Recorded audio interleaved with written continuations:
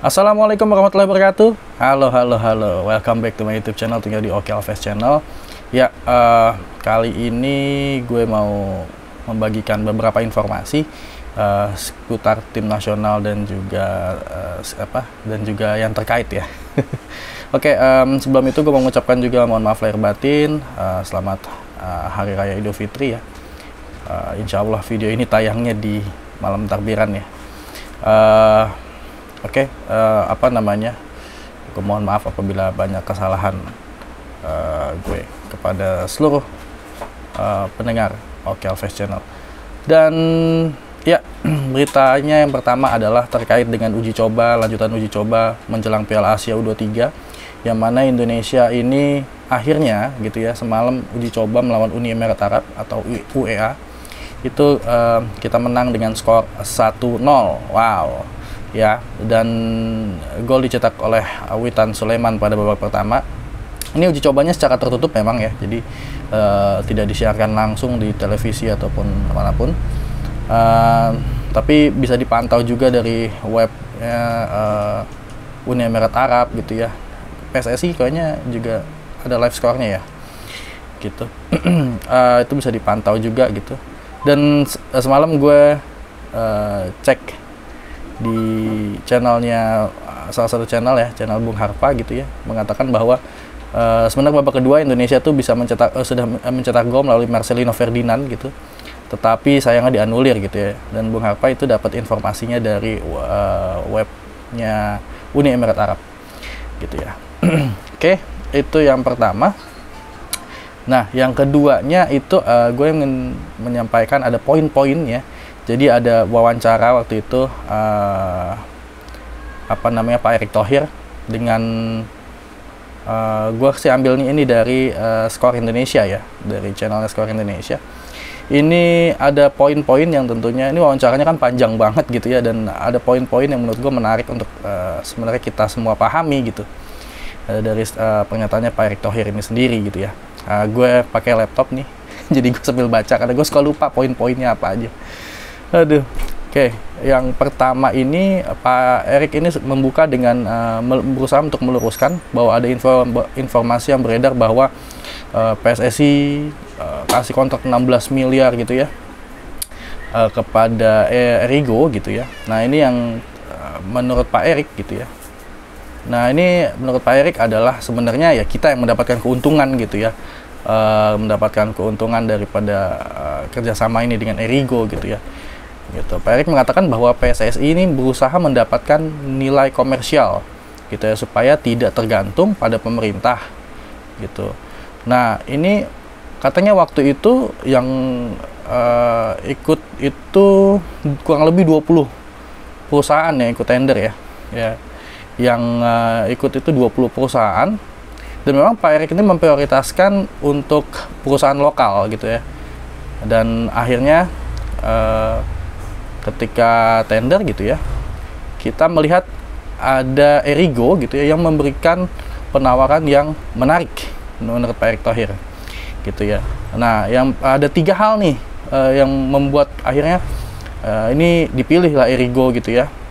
Yang pertama adalah cash atau yang uangnya itu yang diberikan adalah 4-8 miliar. Wah, ini menurut Pak Erick Thohir ini belum ini paling tinggi dibandingkan yang sebelumnya terjadi gitu ya. Gitu. Yang sebelumnya itu nggak nyampe tuh nilai-nilai segitu tuh, 4-8 M gitu. Nah, selain itu juga Erigo ini memberikan in-kind atau ya kayak penyiapan gitu ya, semacam penyiapan kebutuhan penyiapan training gitu ya. Itu diberikan 19-21 miliar gitu. Jadi banyak nih ya, kan Indonesia ini kan suka TC ya, dari mulai senior gitu ya kan, dan itu butuh banyak dana gitu, dan Erigo memberikan itu gitu ya. Dan yang selanjutnya adalah adanya bagi hasil 7%. Nah, ini juga kata Pak Erick Thohir sebelumnya juga nggak ada sampai sebanyak ini, bagi hasilnya sampai di 7% gitu ya. Nah, ini tentunya ya menurut Pak Erick Thohir bahwa ya sebenarnya PSSI yang mendapatkan keuntungan nih dari kerjasama ini gitu ya, karena disebutkan dari 3 hal tadi gitu ya, karena kan yaitu persiapan tim nasional untuk TC itu kan juga luar biasa ya, memakan biaya ya, kayak misalnya TC-nya U senior gitu ya menjelang Piala Asia kemarin, lalu sekarang yang U23 menjelang Piala Asia, lalu U17 gitu, dan U20 ini kan tentunya memakan banyak biaya yang sebenarnya ya PSSI nggak bisa bergantung dari pemerintah aja gitu kan. Nah ini durasi kontraknya ini selama 2 tahun gitu bersama dengan Erigo ini. Nah ditanya terkait dengan apa namanya terkait dengan yang terjadi gitu ya mengenai jersey gitu kan, Pak Erick mengatakan bahwa ya untuk jersey pemain sebenarnya nggak ada masalah gitu. Ketika pertama kali ada masalah gitu, muncul komplain dari pemain mengenai bahan yang tidak menyerap gitu ya, dan ini langsung ditangani dengan baik oleh Expo gitu. Nggak ada masalah gitu kalau mengenai jersey pemain, dan pemain pun setelah itu juga bisa melihat bahwa jersinya sudah lebih baik gitu. Nah mengenai desain sih Pak Erick tidak terlalu berkomentar banyak ya. Desain kata Pak Erick setiap orang memiliki taste-nya masing-masing ya gitu. Jadi tapi memang ini akan selalu dievaluasi, akan terus dievaluasi gitu terkait dengan kerjasama ini gitu. Makanya Pak Erick memberikan kerjasamanya itu hanya 2 tahun aja gitu. Gitu itu poin pertama ya. Jadi dan juga ada Pak Erick juga sempat ngomong juga kalau ada yang bilang bahwa Expo itu adalah Erick Sport gitu ya. Nah itu Pak Erick menyangkal itu dan dia menantang untuk silahkan saja saya diperiksa gitu. Saya juga sudah bilang sama Sadat tuh ya ininya Erigo untuk buka aja silahkan gitu. Apa namanya hal-hal yang perlu yang bisa dibuka ya buka aja gitu ya. Jadi ini sangat-sangat ya Pak Erick mengatakan bahwa ya saya nggak ada keterlibatan di situ gitu. Dan poin berikutnya di sini yang Pak Erick jelaskan adalah Pak Erick tuh ingin terlebih dahulu memperbaiki tim nasional. Nah ini ya, jadi terjawab ya kenapa sejauh ini tim nasional tuh begitu luar biasa digebernya, bahkan termasuk juga dengan pemain naturalisasi. Ya sebenarnya kita bilangnya kalau menurut sedikit ya, menurut pelatih Malaysia ya, pelatih yang berasal dari Malaysia itu Raja Isa gitu mengatakan bahwa ya sebenarnya ini lebih tepatnya heritage ya, bukan naturalisasi, karena masih memiliki darah keturunan Indonesia gitu ya, atau darah keturunan dari bangsa itu sendiri. Oke. Nah ini menurut Pak Erick kalau ini kan juga akhirnya berbicara mengenai tim nasional dan liga gitu ya. Dilihat di seluruh dunia gitu, ini kata Pak Erick namanya asosiasi sepak bola asosiasi sepak bola nasional itu yang menangani tim nasionalnya itu gitu ya. Kayak contohnya tim nasional asosiasi sepak bola Inggris itu ya mau menangani timnas Inggris fokusnya gitu ya. Lalu juga Italia itu fokusnya ke timnas Italia. Nah tapi ya si asosiasi ini juga bisa untuk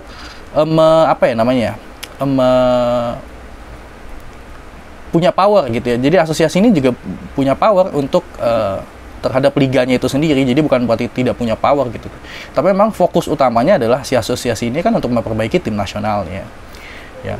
Bahwa ada yang mengatakan bahwa tim nasional bisa bagus karena liganya bagus, itu bisa jadi benar.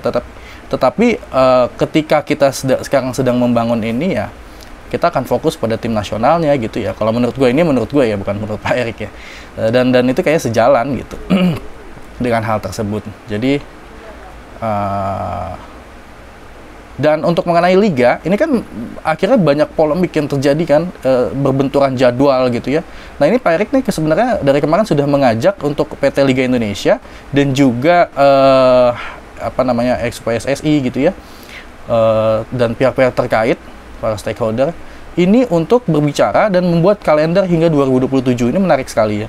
Jadi membuat kalender 2027 dan membuat skala prioritas mengenai turnamen dari tim nasional ini sendiri Ya menurut Pak Erik ini ya nggak mungkin kita semuanya bisa diprioritaskan gitu, karena pasti ada yang harus diprioritaskan dan harus ada yang dikalahkan. Ya kalau menurut pendapat Pak Erik sendiri ini ini yang lain ya, di pembahasan yang lain tapi terkait dengan ini Pak Erik sih mengutamakan seperti contohnya misalnya Piala Asia gitu ya, ini memang harus diutamakan gitu ya, karena dan juga misalnya SEA Games gitu ya, SEA Games ini juga salah satu yang harusnya utama. Nah, terkait misalnya juga Piala AFF yang selama ini digembar-gemborkan oleh orang gitu ya, yang menginginkan selalu juara AFF, ya menurut Pak Erik ini justru harusnya menjadi uji coba aja, tryout untuk tim kita gitu, untuk mungkin berusaha dengan tim-tim muda dan lain sebagainya gitu. Ini hanya ajang uji coba saja gitu. Menurut Pak Erik seperti itu harusnya. Ya, tapi kan memang kembali lagi nanti akan dirapatkan ya. Kira-kira skala prioritasnya gimana dan bagaimana membuat jadwal hingga tahun 2027. Dan ini menurut gue pribadi ini sangat oke gitu ya, suatu hal pemikiran yang sudah sangat maju gitu ya. Memang kita harus mengatur skala prioritas. Nggak mungkin kita bisa menjuarai semua turnamen gitu ya, meskipun kita sehebat gimana pun, tapi tetap harus ada skala prioritas, harus ada bagaimana kita itu mempersiapkan generasi berikutnya gitu ya. Dan ini harus sangat dipikirkan dan ya gue sangat setuju sih dengan statementnya Pak Erik kayak gini. Nah, kalau menurut teman-teman gimana? Setuju nggak nih ya dengan hal-hal kayak gitu? Atau mungkin teman-teman punya prioritas lain, kayaknya AFF harus diutamakan gitu atau gimana? Nah, bisa di kolom komentar gitu ya. Nah, itu yang poin yang kedua ya dari pembahasan itu. Yang ketiga ini mengenai VAR. Nah, VAR kita kan kapan nih Indonesia pakai VAR? Katanya udah siap pakai VAR. Iya, kata Pak Erik untuk VAR-nya sendiri sudah siap memang. Aduh, sorry, mata gue agak bermasalah nih. Untuk VAR-nya sendiri memang udah siap gitu ya. Tapi yang belum siap adalah SDM-nya gitu ya. Bagaimana mungkin gitu, takutnya salah mengoperasikan dan lain sebagainya kan ya justru PR juga gitu ya. Maka itu baru siapnya itu nanti pas di Champion Series gitu ya. Pas yang di 4 tim bertarung ini ya Championship. Seperti itu. Jadi bukan berarti memang kita belum pakai VAR gitu. Dan kata Pak Erik ya mendingan terlambat daripada kita terburu-buru tetapi ya hasilnya tidak justru ngaco gitu ya. Dan mengenai wasit sendiri ini memang jadi Pak Erik sudah memberikan program banyak sekali ya mengenai wasit ini. Juga wasit ini akan dibuatkan digitalisasi gitu ya, akan buat sistem digitalisasi yang mana saat ini tuh prosesnya baru installment ya, baru instalasi programnya itu sendiri. Dan memang kata Pak Erik ini baru di DP setengahnya gitu ya, karena membutuhkan cash yang lumayan banyak. Tapi ini sesuatu hal yang oke menurut gua. Indonesia sudah mulai berpikir terhadap hal itu sih sebenarnya oke banget gitu ya kalau menurut gua pribadi. Nah, gunanya itu apa sih gitu ya untuk digitalisasi di sistem perwasitan ini gitu ya. Gunanya adalah penugasan secara transparan, salah satunya disebut oleh Pak Erik. Lalu juga kalau ada klub yang misalnya gitu ya yang nggak suka gitu dengan kepemimpinan sebuah wasit, itu bisa mengajukan komplain di sistem gitu. Dan itu baru di Liga 1 dan Liga 2 rencananya. Memang hanya dari Liga 1 dan Liga 2 tapi belum di Liga 3. Nah, rencananya sistem ini itu baru bisa digunakan itu pada musim depan. Nah, ini gue juga agak bingung musim depannya itu apakah di tahun depannya lagi gitu ya, atau gimana? Ya, gue sih merasanya kayaknya sih di tahun depannya lagi ya, di musim berikutnya gitu ya. Tapi oke apapun itu, yang jelas mau digunakannya itu tahun depannya apa gimana, ya jelas Indonesia sudah berpikir untuk itu. Menurut gue suatu hal yang sangat positif ya, sangat positif. Artinya memang sudah harus ada hal-hal yang berubah gitu ya mengenai sistem perwasitan ini. Juga contohnya juga salah satunya adalah tadi kalau misalnya ada kejadian pelanggaran atau apa, kecelakaan atau seperti apa, ini bisa dilihat ulang oleh wasit-wasit yang lain gitu ya. Pasti ini akan mengarahnya ke sesuatu hal yang sangat positif sih, arah digitalisasinya ini gitu.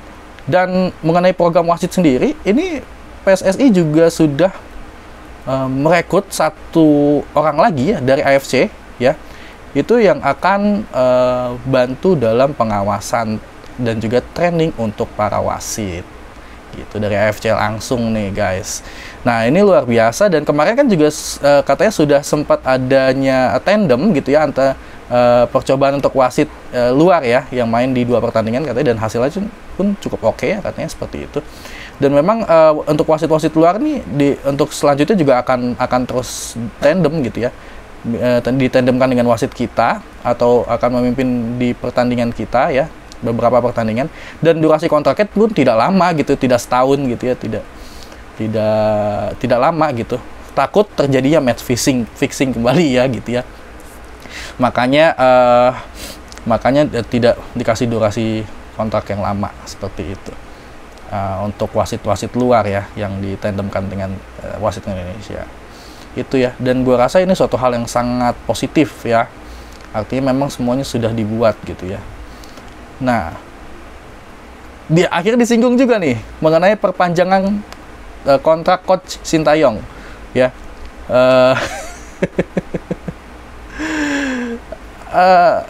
Apa namanya, Pak Erik sih nggak bilang apa-apa ya, cuman maksudnya nggak bilang sesuatu yang akhirnya gimana. Tapi Pak Erik mengatakan begini ya, kita sebagai profesional itu kita harus punya target gitu ya, baru setelah itu kekeluargaan. Pak Erik bilang begitu ya. Jangan sampai kekeluargaan dulu dan tidak ada target gitu, jangan sampai kekeluargaan dulu dan tidak ada profesionalitas. Jadi Pak Erik sekarang sih kata dia sih ya, target harus tetap ada karena dia sendiri juga mentarget dirinya sendiri gitu ya. Contohnya kayak Indonesia itu harus di 100 besar ya, sekarang tingkat kita di 134, Indonesia sekarang harus sampai di 100 besar seperti itu.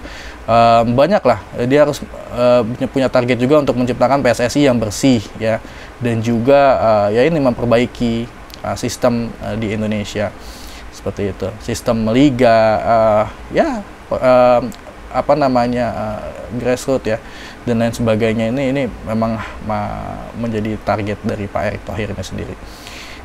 Nah jadi, tapi kalau menurut gue ya sebenarnya kalaupun Indonesia tidak lolos saat ini, kan targetnya kan lolos grup ya untuk Piala Asia 23 ya. Kalaupun Indonesia nggak lolos, menurut gue Sintayong akan tetap dipertahankan Pak Erick, karena buat gue Pak Erick sebenarnya itu orang yang sangat cerdas, dan dia tidak akan mungkin melepaskan Sintayong di saat Indonesia apalagi kalau sampai lolos kualifikasi bagian ketiga dari Piala Dunia. Nah ya kan, nggak mungkin dia pernah memiliki Inter Milan gitu ya, dia tahu bagaimana pelatih bekerja dan lain sebagainya, dia tahu sepak bola gitu ya. Jadi dia nggak akan mungkin sih gue rasa untuk melepaskan Sintayong dengan langsung memecat seperti itu gitu. Mungkin akan ada negosiasi. Kalau misalnya Sintayong tidak sampai, maka dia akan mungkin bilang mungkin Coach Sin turuninlah gajinya atau apalah ya, kan namanya juga Pak Erick ini kan adalah seorang yang juga pintar di manajemennya juga ya, bisnis ya. Jadi ini sangat seru banget, dan PSSI gue pikir cukup beruntung punya ketua seorang Erick Thohir. Oke, ini seru ya kalau ngebahas itu ya. Tentunya gue sangat sependapat ya, dan gue percaya aja bahwa akan ada strategi-strategi gitu ya. Makanya Pak Erick tidak mau bicara apapun ya. Dia nggak mungkin juga mengatakan bahwa Sintayong pasti diperpanjang, nggak mungkin juga gitu untuk saat ini gitu, karena memang ya kontraknya yang ada seperti itu, dan ya dia juga ingin memberikan si Coach Sin ini biar supaya tidak terlalu di atas angin kan begitu ya, agar bisa terjadi nanti negosiasi itu sih. Ini juga salah satunya adalah kalau kita lolos round 3 Piala Dunia, kualifikasi Piala Dunia maksudnya. Nah ini saat ini apakah sudah cukup gitu ya, kata Pak Erick. Saat ini memang kalian merasa sudah cukup ya dengan skuad yang ada gitu? Tentu saja ya, kata Pak Erick, ini tidak, tentu aja tidak ya. Kita harus memiliki skuad yang gemuk menurut Pak Erick gitu ya. Kalau bisa gitu ya, kita harus memiliki 2 kali atau 3 kali kesebelasan yang memang mempunyai kualitas yang baik gitu ya. Jadi ya terbukti ya kemarin ketika kita melawan Vietnam sendiri gitu ya, dengan absennya banyak sekali ya, Jody Amat, Elkan Bagot, Sandy Walsh, lalu banyak ya, ada Rafael Strike, Ivar Jenner ya, itu kita bisa melawan Vietnam, dan kita bisa mengalahkan Vietnam dengan skor 0-3. Nah, tapi menurut Pak Erik ini nggak cukup, karena kemarin kita hadapi Vietnam. Kalau di round 3, kualifikasi round 3, nanti yang kita hadapi ya bangsanya mungkin Korea, Jepang, dan lain sebagainya. Ya, Korea, Jepang, Saudi Arabia, ya ini pasti tim-tim yang memang luar biasa. Nggak mungkin kita hanya mengandalkan skuad yang seadanya gitu. Dan ini akan terus ada penambahan pemain, kalau kata Pak Erik, baik dari dalam ataupun luar negeri. Berarti kemungkinan naturalisasi ini akan terjadi terus. Ya, itu poinnya. Dan akhirnya kita bahas juga mengenai naturalisasi gitu ya. Kan saat ini ada 2 pemain yang dikabarkan naturalisasi gitu ya, sedang proses naturalisasi. Pak Erik ditanya mengenai Kevin Verdung, gimana Pak gitu ya, Kevin Verdung. Ya, kata Pak Erik, selama saya belum salaman dan belum foto gitu ya, belum foto bareng, saya belum bisa komentar apa-apa.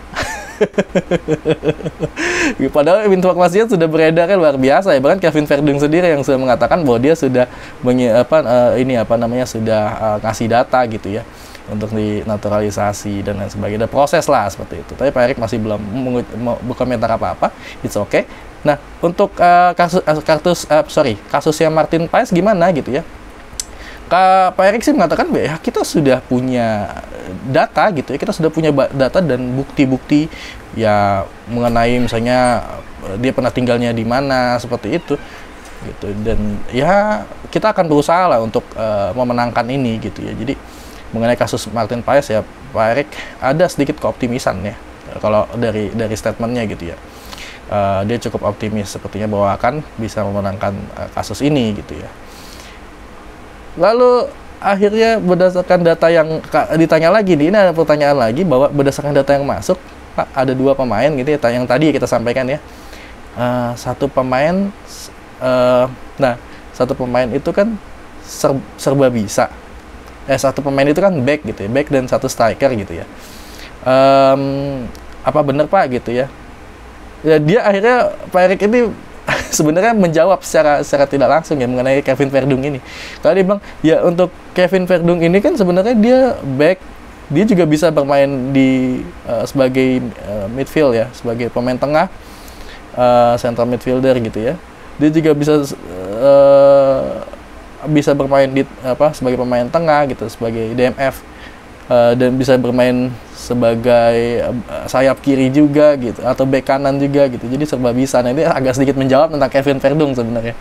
Oke.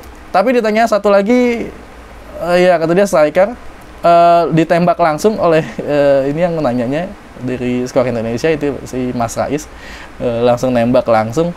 Apakah oleh Romeni Pak? Dia Pak Erik mengatakan saya pastikan bukan itu. Dia bilang begitu. Saya pastikan bukan itu. Nah, ini yang menarik nih. Saya belum bisa ngomong karena belum salaman dan belum foto. Dia kembali lagi bahas itu. Tapi dia bilang sih, saya pastikan bukan itu. Apakah itu trik untuk menutupi atau seperti apa, gue nggak tahu. Tapi sih, kalau menurut gue ya mungkin bukan oleh Romeni ya. Karena dia bilang juga striker ini kayaknya sepertinya butuh waktu untuk menjadi andalan Indonesia ya, tulang punggung Indonesia. Ya kita lihat aja lah. Ya. Akan jadinya seperti apa gitu. Akhirnya membahas setelah itu mengenai direktur teknik atau Dirtek ya. Kalau kata Pak Erik sendiri selanjutnya adalah kalau untuk Dirtek sendiri ada 4 nama ya. Satu udah dia menyebutkan udah keluar tuh mengenai angka gajinya gitu ya. Ditanya gajinya apakah lebih besar dari Sintayong. Ya kalau untuk Dirtek itu kata dia biasanya sih gajinya tidak lebih besar daripada pelatih kepala gitu ya. Nah, lalu apa parameter Dirtek yang dipilih gitu ya? Apa nih Pak parameternya gitu ya? Ya menurut Pak Erik yang pertama adalah Dirtek harus menjadi leader gitu ya, atau harus menjadi leader untuk semua coach yang kata dia egonya gede-gede gitu ya. Contohnya kan ya kan kita punya coach Indra Safri, kita coach di U20, lalu coach Nova di U17 dan coach Sintayong di senior gitu ya. Nah ini ya mungkin mereka punya pemahaman filosofi sepak bola sendiri. Nah ini harus bisa difasilitasi oleh Dirtek ini sendiri gitu ya. Selanjutnya dia si Dirtek ini juga harus membantu membuat blueprint serta membantu sistem kepelatihan ya, itu yang target yang parameter yang kedua. Dan yang selanjutnya adalah jangka panjang itu menemukan formula untuk tim nasional Indonesia. Ini yang menarik nih, jangka panjang menemukan formula untuk tim nasional Indonesia tuh mainnya mau kayak gimana gitu ya. Jadi dari senior, dari U23, U20, U17 itu memang sudah terbentuk bahwa Indonesia akan mainnya seperti itu, misalnya tiki taka atau apa. Jadi pemain pun ketika naik jenjang pun dia tidak akan bingung gitu. Ketika dari Coach Nova ke akhirnya ke Coach Indra Safri di U20, mereka nggak bingung lagi gitu. Mereka sudah paham bahwa Indonesia akan main seperti ini, tinggal bagaimana penerapan strateginya gitu kan dari setiap pelatih. Tapi intinya pola permainannya itu sudah ada polanya, akan seperti ini gitu ya, sudah ada formulanya. Nah ini yang belum kan di Indonesia. Makanya gue sih berpikir ya kenapa akhirnya Coach Shin itu waktu itu ngotot banget, dia mau U23, mau senior, mau U23, sempat waktu itu mau U20 juga gitu, mau dia pegang semua ya. Karena salah satu alasannya mungkin adalah dia ingin memberikan pemain-pemain yang di U20 ini serta sampai ke atas ini adalah suatu pola permainan yang sama gitu, satu formula yang sama gitu. Jadi tidak terjadi kebingungan ketika dari U20 dia naik ke U23, lalu di U23 naik ke senior gitu ya. Karena kan kalau beda pelatih lagi, misalnya kita belum ada formula yang sama, belum ada formula yang pas untuk timnas, itu bisa jadi akan terjadinya kebingungan untuk pemain itu sendiri. Gitulah ya. Jadi untuk informasinya, selanjutnya juga pembahasan, ya sorry nih ada gangguan ya. Biasa belum ada ruangan. Jadi untuk selanjutnya bahas tentang Villanesia gitu ya. Apakah akan menerapkan itu ya, Pak Erick Thohir bilang belum tahu juga gitu, nggak tahu juga apakah akan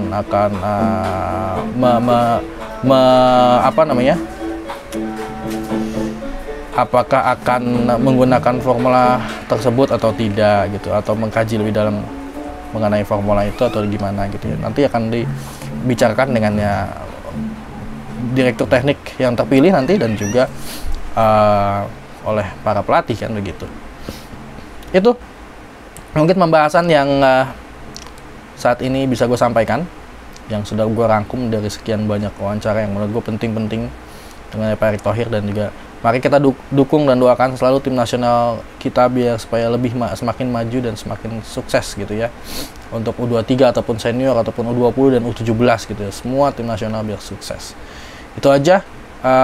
Thank you, selamat Hari Raya Idul Fitri, mudah-mudahan kita semua sehat selalu dan kita kembali suci ya, seperti itu. Terima kasih, sampai jumpa, dan wassalamualaikum warahmatullahi wabarakatuh.